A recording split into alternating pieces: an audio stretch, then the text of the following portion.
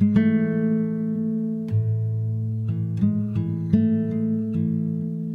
name is Justin, and I am a son of God and an addict and the host of the RECO12 speaker meeting. And thanks to my God, the steps, and the fellowship of other addicts, I am living the relative happy, joyous, and free life that is promised to those living in recovery and have been very active in the rooms of recovery since September of 2013. Welcome to the 125th meeting of RECO12. RECO12 is an organization with the mission of learning and sharing the similarities of addiction of all kinds and the similarities of recovery from all afflictions and addictions, and gaining and sharing tools and hope from others who are trudging this road. We are an open meeting for all, no matter your life experiences, faith traditions, nationality, or background. To learn more about RECO12, please go to www.reco12.com. That's RECO12.com. And check us out. RECO12 appreciates your help in keeping us working our 12th step and are grateful to receive donations to cover Zoom and podcast overhead costs. I will put the information and links in the chat of the live meeting and in the show notes of the podcast if you wish to contribute to this cause. If RECO12 is a meaningful tool for you in your recovery walk, please consider rating and reviewing it in the podcast platform of your using. We look forward each week to receiving from the light reflected by our speakers from their higher power. That light inspires hope, meaning, worth, and growth in us, the listening audience. I'm excited to hear from this week's speaker, Scott H. Today, he will be speaking to us on the topic of finally getting it after 40 years in the rooms. Now, here's a little bit about Scott H. He is from Pennsylvania and grew up in a family of 4 boys and a father who was gone most of the time. He was the youngest of 4 and began to get in trouble at a very young age. Smoked his first cigarette in the 3rd grade, then beer by 5th grade. Then graduated into much harder drugs and juvenile delinquency. Attended his first 12-step meeting in 1979 in the 9th grade inside Juvenile Hall. Had a huge spiritual religious experience at the age of 19, then later again at age 26 when he decided to become a youth pastor working with troubled incarcerated youth and Youth for Christ. In spite of all that, he was able to quit drugs and alcohol but could never seem to get past step 3. He is a blackout codependent. With 8 failed back surgeries, he became addicted to opiates and benzodiazepines. Today, he has gone through all 12 steps 4 times and continues to grow and trust God and the big book and his big book, the Bible, to celebrate recovery and lead others to his very own fellowship, the Joker's Wild, using the big book of AA for all addictions and afflictions, including codependency and love addiction. So I'll post the information on the Joker's Wild Fellowship in the chat and in the show notes of the podcast. Scott, the floor is yours. Take it away. Yeah, thank you, Justin. So grateful to have this opportunity to share my experience, strength, and hope. Excuse the noise. I live on Main Street, so you may hear a few sirens and trucks driving by. I grew up in a quite a dysfunctional family, 4 boys. We were all about a year and a half apart. My mom put him out pretty quick, and my dad was in the Navy, and he was gone quite a bit. And with me being the youngest in the family, I was always the child that was left out, and I think that's where I began to, well, I didn't see it then, but I began to see my codependency and people addiction begin. That seeking for validation and wanting to be a part of. My brothers would always, say, no, you can't go, and and leave me behind. So in my attempts to show up my older brothers, I would always try to go one step further than them. And that's what ended up getting me into trouble. Like I said, it's smoking cigarettes in the 3rd grade, drinking beer in 5th grade. I was doing all of that because I had older brothers who had been doing it already for years prior. But at that age, I didn't really recognize myself as an addict or an alcoholic. I just thought that I was a teenager, out to have fun and get all the fun that I could out of life. And that was kind of my main priority. And I think it was a mask that I was using to cover up the pain that was going on inside of me. Um, I began to, like I said, drink beer and then eventually weed. And then from there, it was literally anything and everything. Um, and every time that I got in trouble, looking back now, there was always drugs and alcohol involved. That was one of the main factors of my trouble was there was always drugs and alcohol or doing stupid things, trying to show up the next guy, trying to be better than. And that landed me in Juvenile Hall at age 15 for breaking into a pinball machine at the bowling alley. And that's where I had my very first experience with 12 steps. They had H&I come in there and talk to the children in there, or the juvenile delinquents. And I think the only reason I went to those meetings at the time was because they offered free cookies and Kool-Aid, and I got to get out of my cell. But that was the first time that I began to hear this message in this book, but it really didn't sink in, nor did I consider myself a real alcoholic at the time. I just considered myself someone who got caught. And I couldn't wait to get out and to continue, my drinking and drugging. And then around age 19, I began to get into more and more trouble, and then ended up leaving the state, moving back to North Carolina, the Outer Banks. And I had a lot of time alone. And I remember walking through the dunes in the Outer Banks. They got these big dunes. And I wasn't raised in a religious family, but my grandmother was religious. I remember her taking us to Sunday school when I was like 3 and 4, but that was about the gist of it. My parents never took us to church, so there wasn't really a lot of understanding of God in my life. But those moments alone when I was in trouble, you call those foxhole prayers. God, if you just get me out of this one, I promise to change my life. And that was the first time that I, really, really desperately from inside my heart sought after God and asked that big question: who am I? What am I doing here? Where did I come from? And I ended up having my first child at the age of 19. And after I had my first child, I had to get a job. I had to pay the bills. I had to take care, and I had another kid a year later. So I'm not sure if I was a real alcoholic at that time, because I was easily able, with the spiritual experience I had on the beach, to put down the alcohol and the street drugs and all the illicit drugs.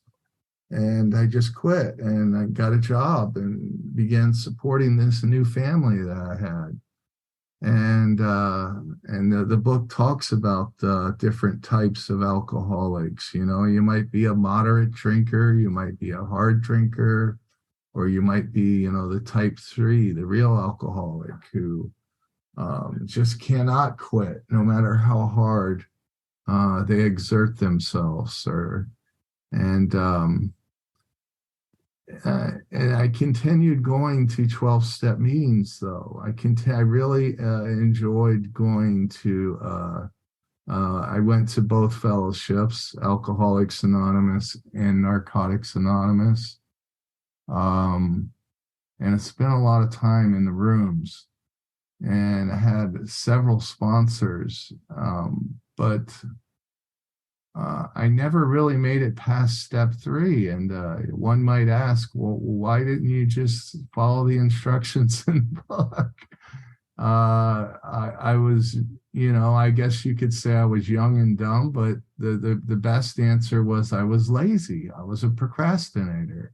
I didn't want to do the work, I just wanted to show up and go to meetings, and that's what I was being told in those meetings. Most of the meetings I went to were open discussion meetings.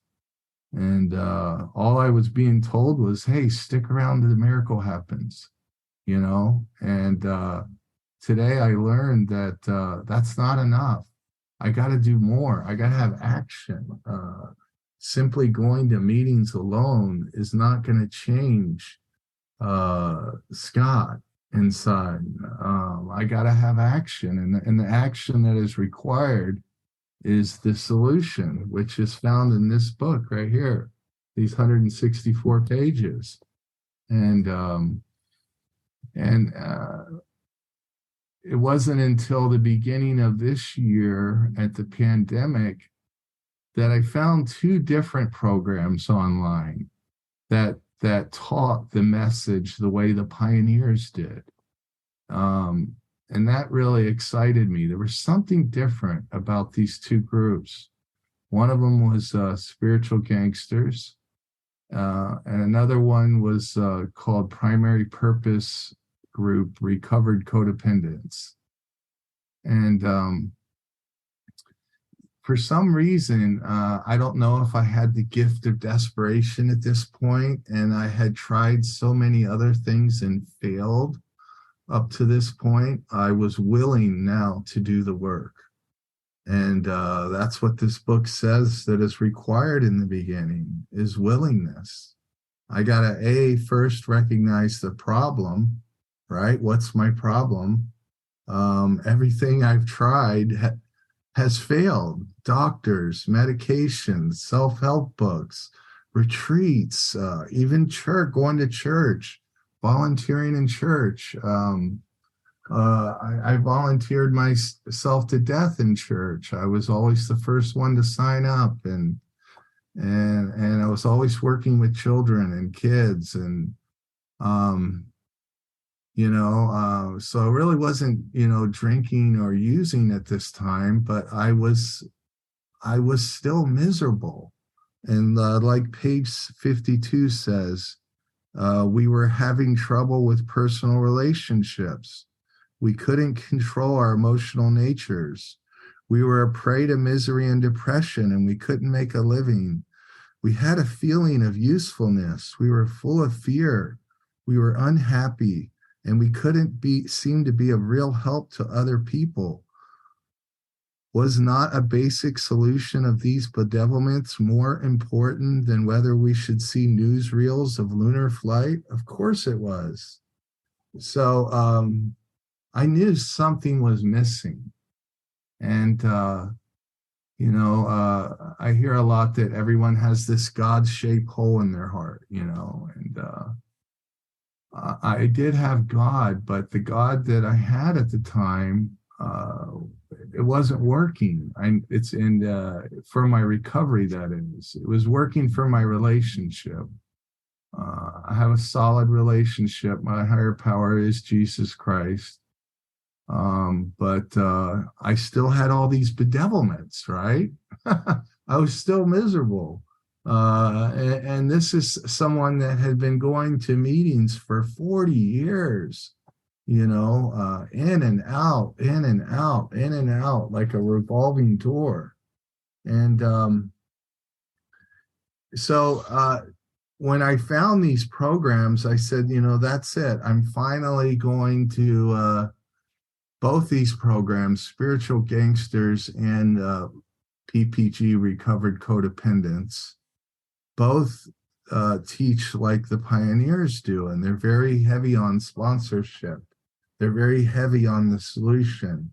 and the big book, and working the steps, not just simply talking about the steps, not simply just learning the steps. This book tells me that head knowledge avails me nothing, and I had plenty of head knowledge. I knew this book backwards and forwards, inside and out, yet I still had all these bedevilments. So I worked the 12 steps with PPG and spiritual gangsters 4 different times. Why did I do them 4 different times? I don't know. Maybe it's because I'm an overachiever. Maybe that's part of my validation addiction. By the way, I never heard that word slaw or validation addiction until I joined spiritual gangsters. I didn't know that even existed. I didn't know that one could be addicted to a person or validation. And I began to learn just like all these new radical stuff, and it kind of blew my mind, and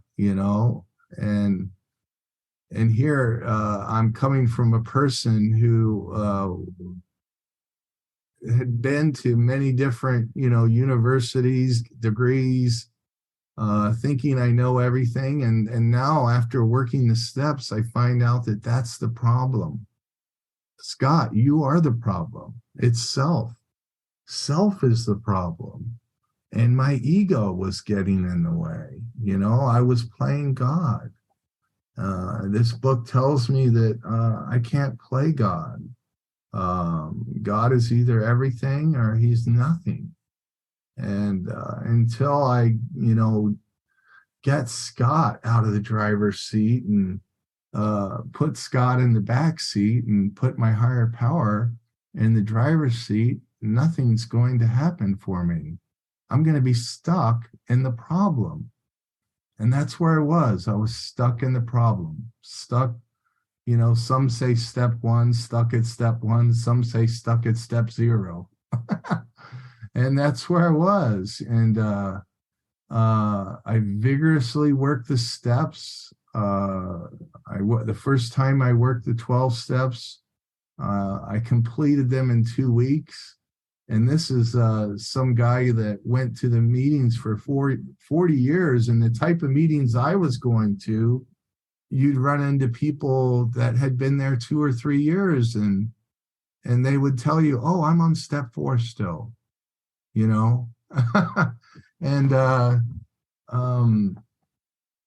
that's just the type of meetings I was going to. A friend of mine, Cameron, jokes, he calls them open disgusting meetings. You go to these meetings and you feel like you need another meeting after this meeting. When I changed my program and began working with others who have recovered, who have been living in the solution, not in these bedevilments, right? They were getting victory, and they were living the happy, joyous, and free. And this program is truly a program of attraction, not promotion. And I could see that these people were the real deal, that there was something different about them. Speaking of spiritual gangsters and primary purpose group.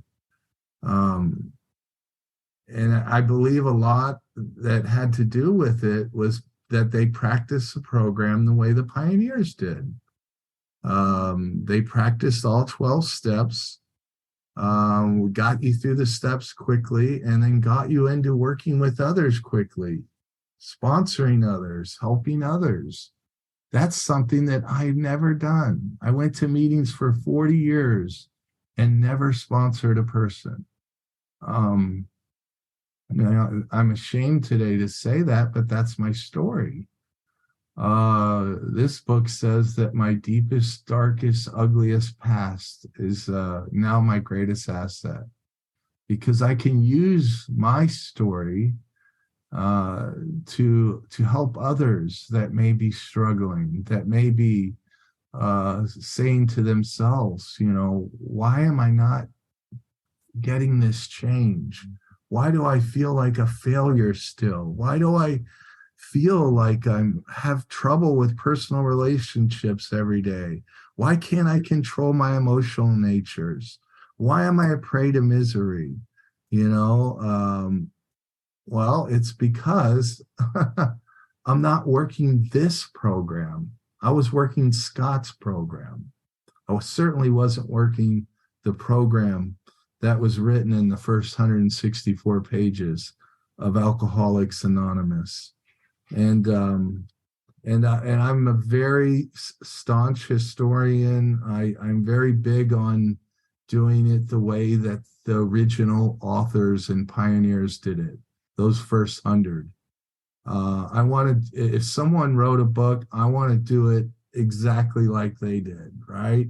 I don't want to do it like someone 80 years later is doing it, because all the meetings I was going to, I never heard this stuff before. I never heard this stuff that Spiritual Gangsters was saying, and when I got a sponsor, began to follow solutions, began to work the steps, not just talk about the steps, and then do my first step 4. I always heard that ominous, ooh, wait till you get to step 4. That's all I heard for 40 years.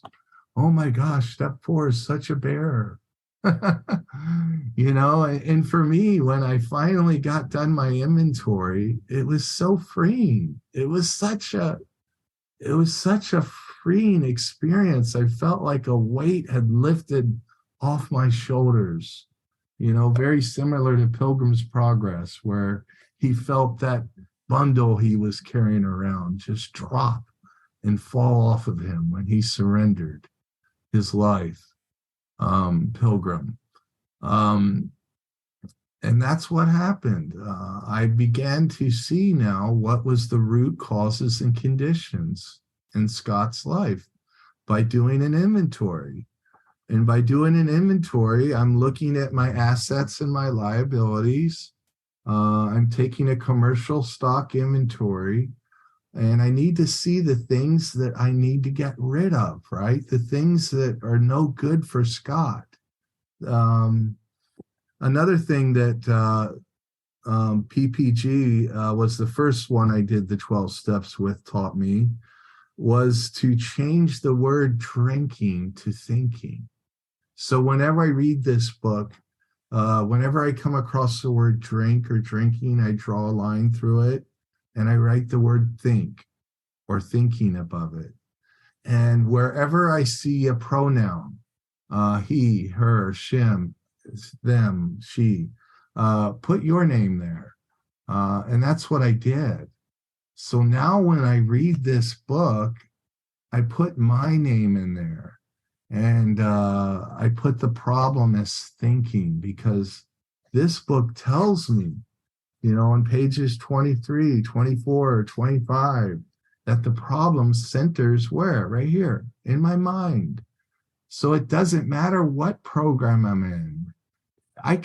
This program will work for Overeaters Anonymous, gamblers, sex, love addiction, narcotic addiction, alcoholic addiction, simply by substituting terms and words in the book. And when I read the book this time, doing that way, by putting my name in there, by changing the word drink to thinking, or acting out codependently. Whenever I saw alcoholism, I changed it to chronic codependency. When I read the book, it was like a epiphany had happened. It was like my eyes were open, like scales had literally fallen from my eyes, and I was able to see for the first time. And in steps 6 and 7, I asked God to take these things away. Now I'm ready. I made a decision to have God to cast these things off of me. these things that serve me no use or no purpose. And then steps 8 and 9, I've already made my list in step 4. That was quite simple. And then I have to go out and begin to make a decision and become willing to make the amends. Does that mean I'm going to make all my amends in the first 2 weeks? No. But I must at least become willing to make the amends. Some amends might take years, because this book says to make direct amends. And then the next steps, I think, are the steps that really are the ones that are the lifesaver for the addict, the alcoholic, the gambler, the overeater. 10, 11, and 12. These are the maintenance steps. These are the steps that keep us sane if we do them. Well, remember, if we do them, because if we let up on our program, right, and we say, I'm going to take a break today. Yes, that person effed me off, but I don't really need to do a step 10 on that, do I? I don't need my nightly review tonight. I think I'll watch Netflix instead. When I do that, I slip back into old behaviors. That is the perfect picture of recovery, is getting rid of your old ways of thinking and acting out. And the only way that we can do that is by waking up in steps 1, 2, and 3, and then living in steps 10, 11, and 12 every day. And if we do that, theoretically, we're working all 12 steps every day. Every day. I have to wake up and say, hey, I'm powerless. And then I have to ask God for the power. I have to begin to become willing to seek the power. Let's say if I was once an atheist or agnostic, I have to at least become willing to seek the power, right? Because many of my sponsees, they stumble on steps 2 and 3 with the whole spirituality or God thing. And I explained to them that, well, you simply have to become willing to seek the power. I believe if you follow the instructions laid out in this book uses explicit words, clear-cut instructions, precisely. If I do what this first 164 pages says, with clear-cut instructions, precisely, then and only then will I begin to get out of these bedevilments. Then will I begin to see the promises begin to come true for me, right? Because isn't that what we all want? We don't want to feel alone. We want people to like us, right? And that's where I have to have balance in my life, because now today I have to question and seek guidance from God for everything. Scott, are you doing this because you want validation? Scott, are you doing this because you want to appear like you're a know-it-all?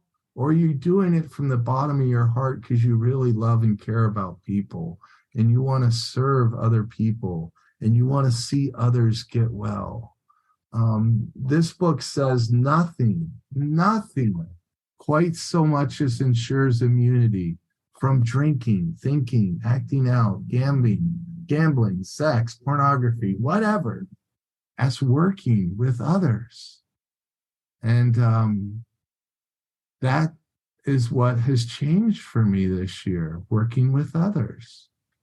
How could it doesn't say anything about recovery there either. It says working with others. I can help my neighbor. I can go volunteer at the YMCA. I can go to the homeless shelter. I can pick up the telephone and call someone who needs outreach. I can sponsor others now and take them through the steps the way that I was taken through, and not get offended if my sponsees don't do the work. That's not my job. If my sponsees don't do the work, I can empathize with them. I understand them because I was one of them. I was one of those guys who dragged his feet and did nothing except, I don't want to say nothing. I went to meetings, I read, I had sponsors, but I didn't do this program. And that's the difference. This is not a program of osmosis. You simply are not going to get it just by showing up. We have to get into action, like this book says, into action and more action. And do I get a day off? I've already learned the hard way. No, I don't get a day off. This is a way of life. This book is a design for living. It's not about quitting drinking, drugs, alcohol, sex, even though it may appear that way, right? This book is a design for how to live my life happy, joyous, and free, and not be a misery to prey, not be stuck in depression, not be carrying around resentments, right? Not being angry at people. Am I perfect? No. But I now I know what to do when I get a resentment, when I slip. I do a step 10 immediately, promptly, right away. I can't wait. I can't go to sleep on that resentment. Otherwise, that resentment is going to turn into Mount Olympia. And then every little person around me for the next week until I fix this, I'm going to find myself exploding and slipping backwards. So if I simply follow the instructions in this book, like Cameron says, like a recipe, like baking a cake, without changing the ingredients, then I'm going to get the desired result. But the other is true too. If I do the opposite of what's in this book, I get the bedevilments. That's what I'm going to get. And I can say that from personal experience and strength, not because I read a book, not because I've been around for, 40, 45 years. It's because I've done it the wrong way for 40 years. It's funny, but it's not funny because there's people dying out there. And we have the answer. It's our job to go out there and share and take this message and to pass it on. That's what the pioneers did. That was the only thing that kept the pioneers sober, was passing this on and delivering this message of hope. And with that, I guess it's 1:33. I'm sorry I went over 3 minutes, Justin. We're good. Thank you so much, Scott. Good stuff. I really appreciate your share, your experience, strength, and hope in that. I definitely got a lot out of it. And we've got some questions that have come in. I've got some questions that I've written down. And I want to start off with a question for you that came to me as you were sharing something about your higher power. You had found your higher power. Your God was sufficient for you for your relationship, but not for recovery. And you talked about that you wore yourself out in the service of God, volunteering yourself to death in church, basically, and yet recovery wasn't happening. The bedevilments were still there. What changed? How did that relationship change specifically between the God that was good for relationships but not for recovery and the God that is good for both maybe now? How does that look now? That's a great question. Like I said, for the first 40 some years, I didn't think there was a difference. Anytime someone would bring steps 1, 2, and 3 for me, I'd say, oh, that's not a problem for me. I'm a pastor. I teach the Bible. But I was still living in the bedevilments. So I had to really re-examine my walk with my higher power.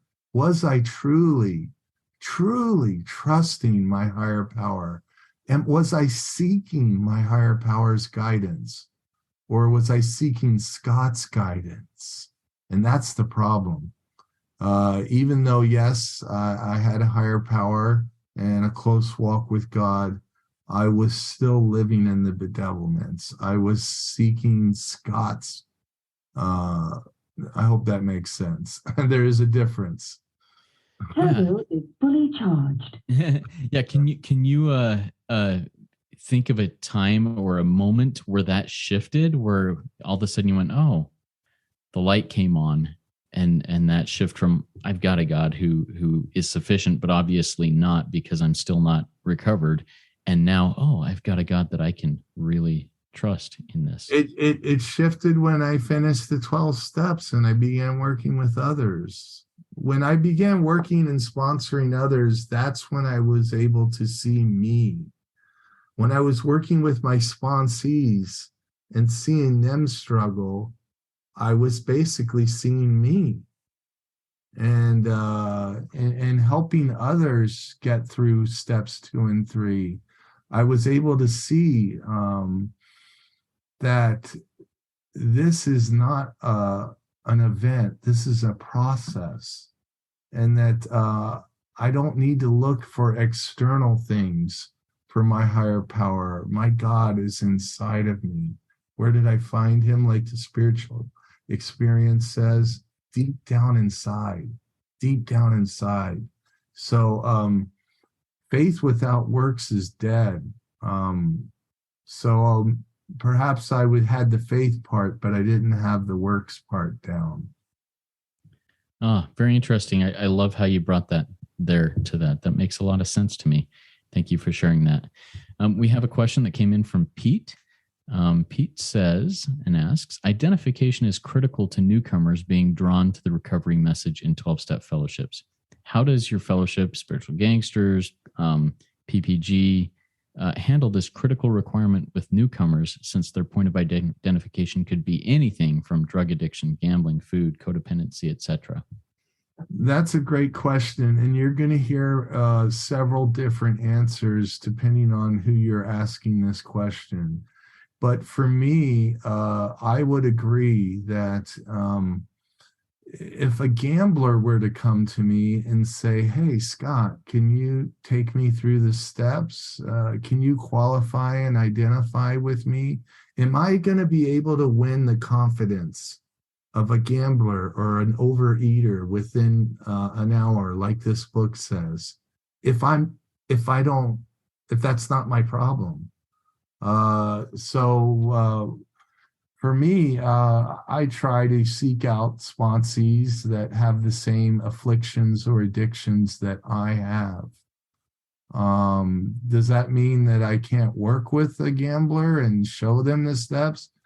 If I get a debtor or a Debtors Anonymous, gamblers, something that I don't really struggle with, perhaps I might ask them to go to some of those meetings and to begin taking down numbers of other people who are struggling with that same addiction, because that qualification and that identification is very important, especially in the first phone call, the first 1 or 2 phone calls or meetings, because this book says we can usually win the confidence of the other alcoholic, gambler, overeater, addict, whatever, within an hour or so.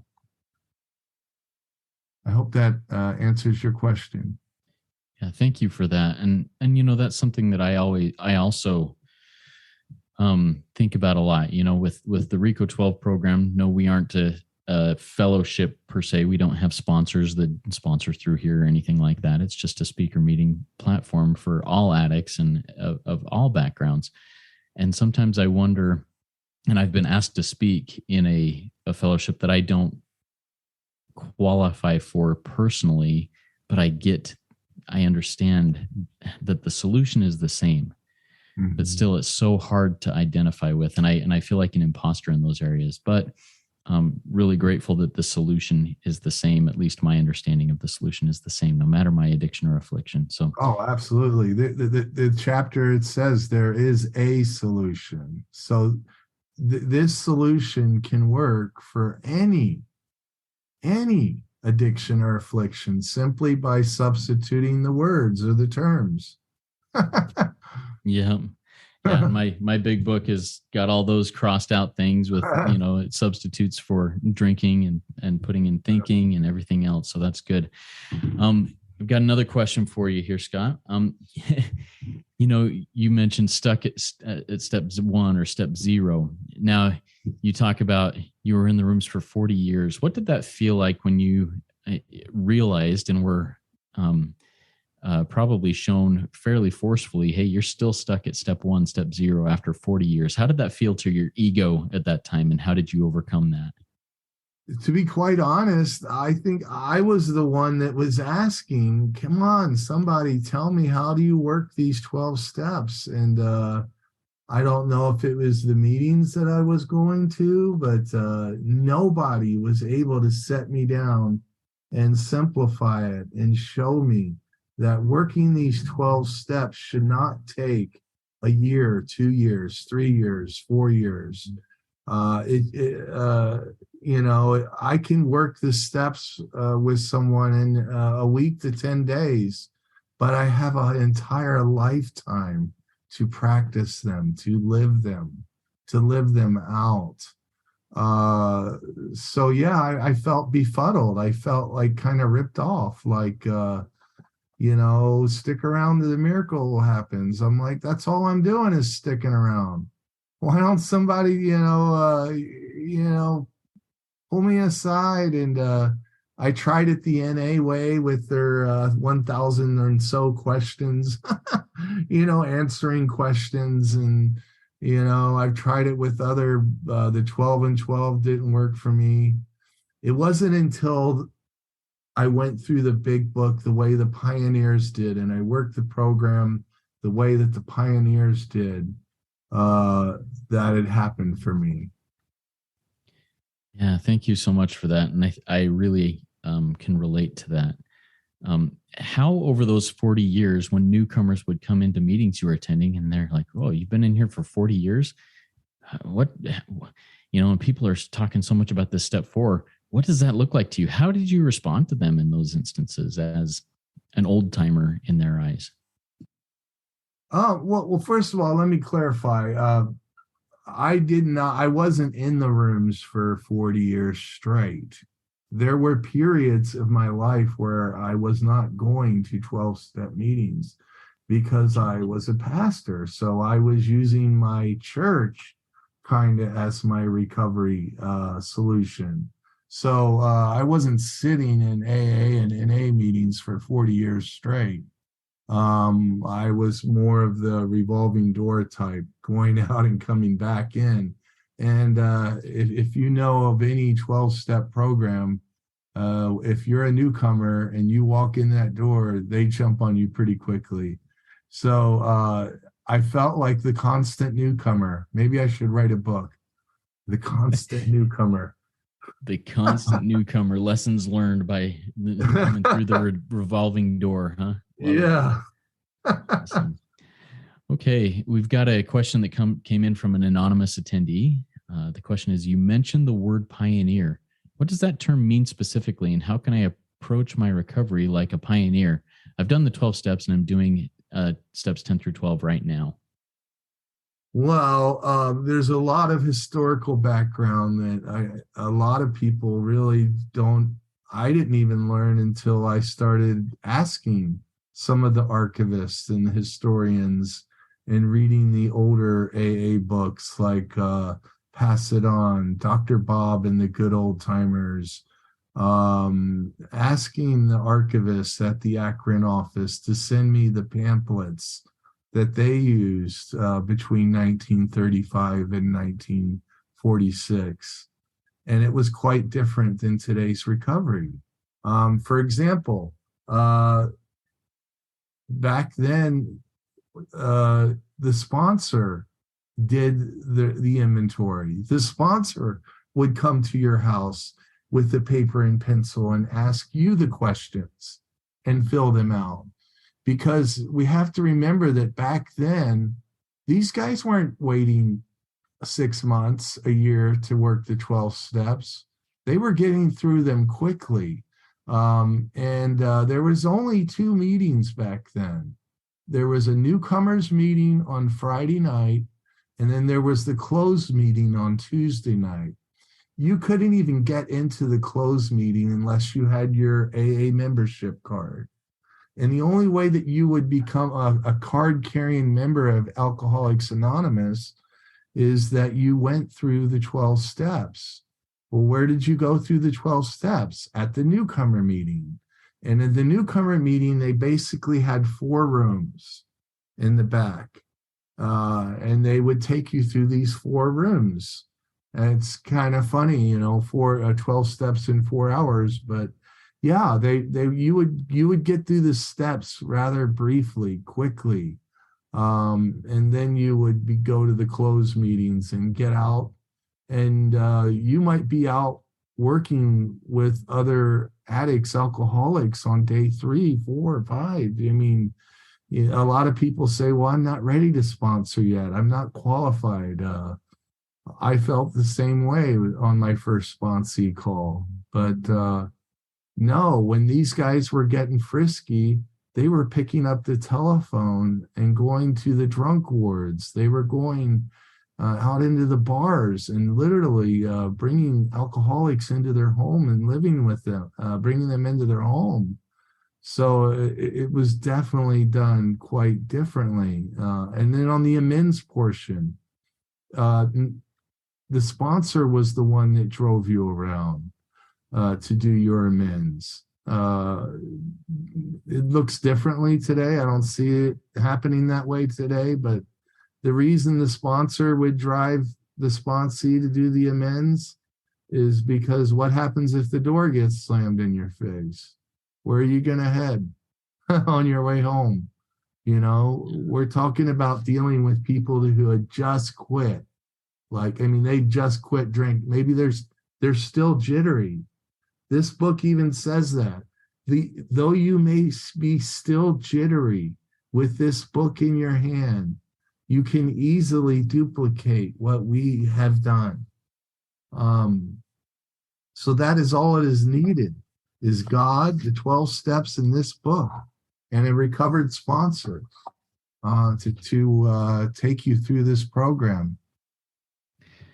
Love it. And thanks for going into that. The pioneers, those that first started the movement, Bill W., Dr. Bob, and that whole crew there, there's some amazing history there and some amazing insights. And thank you for sharing some of those things. Good stuff. All right. Another question from Sharon. Sharon says, thanks, Scott. As someone who is in and out, I know the big book is the solution. Did you feel you didn't connect with the right sponsor before Spiritual Gangsters or something else? Sharon says, I'm on step 4 now and kind of procrastinating. I know I need to get into action. Thoughts on that? That's probably the worst step to get stuck on. Where have I lost my sponsees at? Usually step 4 and step 9. And the reason why you want to get through, my sponsors give me a timeline. So when they send me those sheets to fill out, they tell me, I'm going to be calling you in 5 days. And we're going to be doing everything that you've written down on these sheets in 5 days. They give me a timeline. So that was something that PPG does differently. They actually give you an expected date, a time. Otherwise, us addicts and alcoholics, we are lazy. I mean, it's in our human nature. If we think we can sit around for months, and the inventories for us, and it's important that we get through it quickly. Otherwise, we use it to beat ourselves up. It's not to relive. We don't want to relive this stuff over and over and over again. We want to get the inventory done the same way, like if you were a grocery clerk at a grocery aisle. You wouldn't want to leave bad yogurt on the aisle for a week and then have someone go in and buy it and get sick. We have to do the inventory. We get it done quickly, and then we get into 5, 6, 7, 8, 9 and get this stuff cast out. Yeah, love it. All right, I have one more question, then we'll wrap this up. My question comes from your share earlier.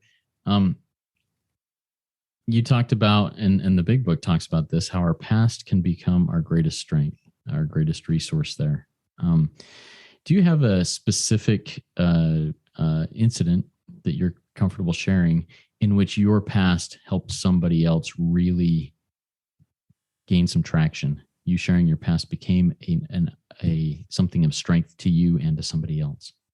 Oh, absolutely. I named one of them in my share, resentment. Resentment. The resentment is the number one offender. I cannot afford to be angry at anybody. Yet, in the amount of time that I went through the 12 steps 4 different times, I found myself slipping backwards because I was letting up on my program of action. I wasn't doing my 10, 11, and 12s every night. And I began to get either resentful, or I began to get hurt by things that people did, or I would make up imaginary stuff in my head that just wasn't real.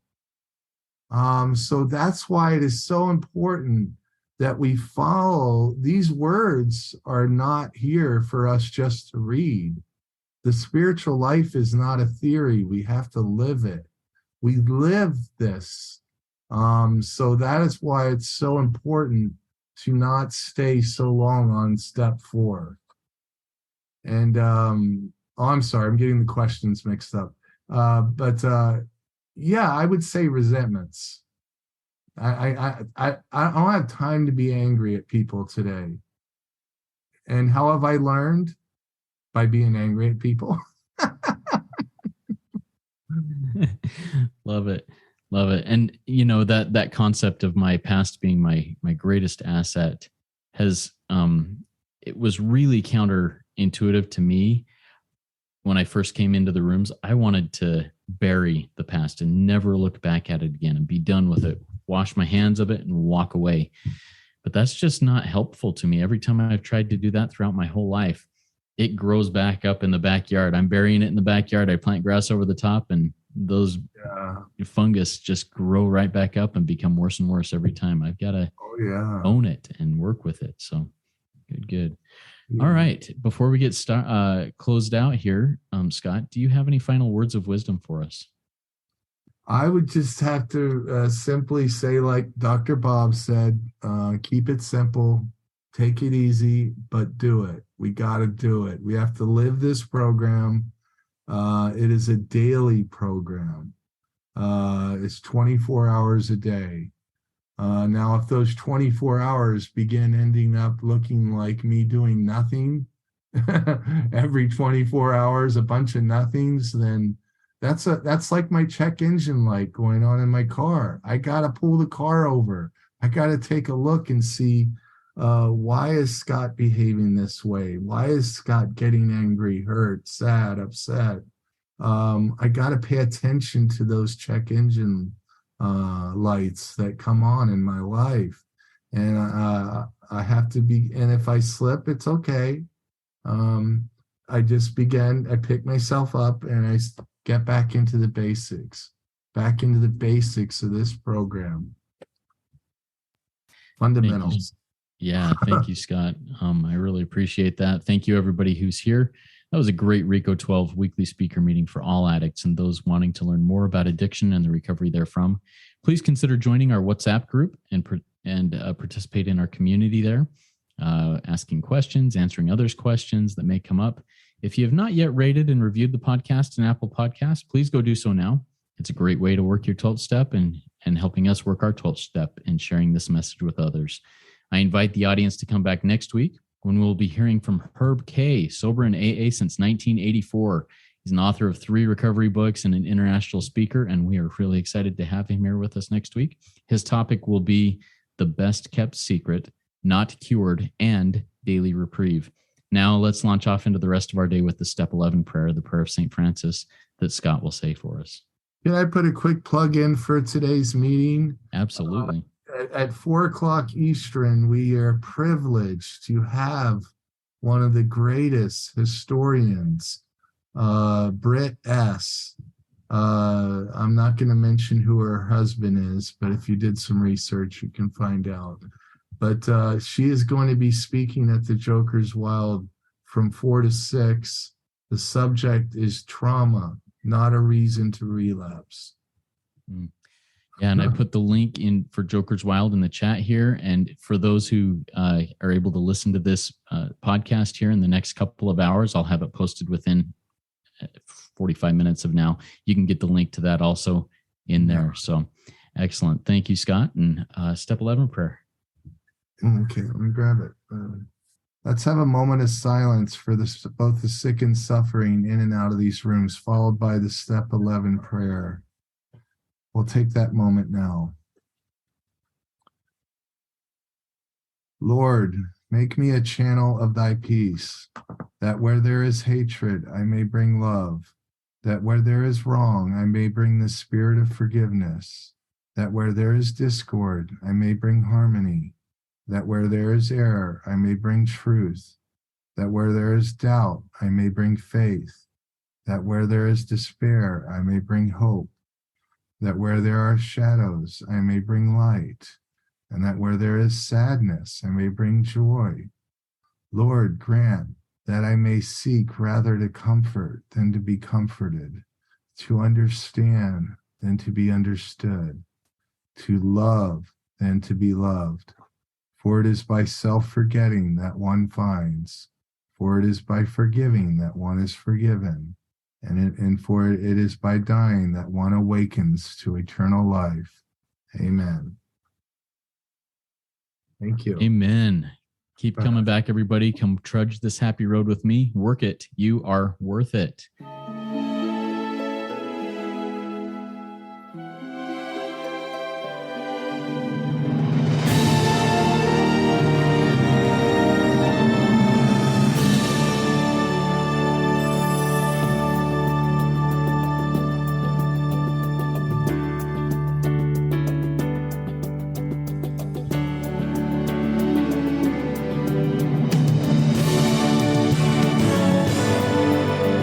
Standing still a moment, carving out this time, reflecting on the landscape of this life of mine. Peaks too high to conquer, streams too wide to cross, troughs too deep to walk through without incurring loss. Yet here I am, still standing tall, despite the rough terrain. One like me survived the storms and walked through wind and rain. Still standing, I will fight the good fight, still searching